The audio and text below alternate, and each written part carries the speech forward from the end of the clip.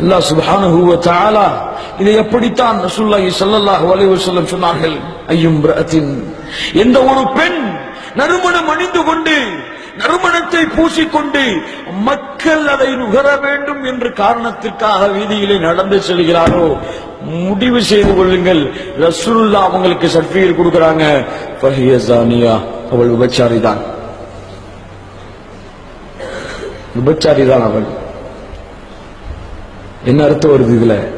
ஒரு பெண் தன் ஆடையிலோ அலங்காரத்திலோ எந்த விஷயத்திலேயும் ஒரு அந்நிய ஆணுடைய பார்வை தன் மீது திரும்புவதற்கு வழியை ஏற்படுத்தி விடக்கூடாது. வழியை ஏற்படுத்தினால் அவள் விபச்சாரிதான், விபச்சாரத்திற்கு அழைக்கிறாள். அவளுக்கு விருப்பம் இல்லை என்றாலும் விருப்பத்தை ஏற்படுத்துகிறாள் மக்களின் உள்ளத்தில்.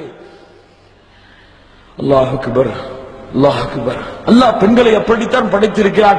ஆண்களின் உள்ளத்தை அல்லாஹ் இயற்கையாக அப்படித்தான் படைத்திருக்கிறான். ஸுய்யின லின்னாஸி ஹுப்பு ஷஹவாத்தி மினன் நிஸா. முதல் எங்க சொல்றான் அல்லாஹ்?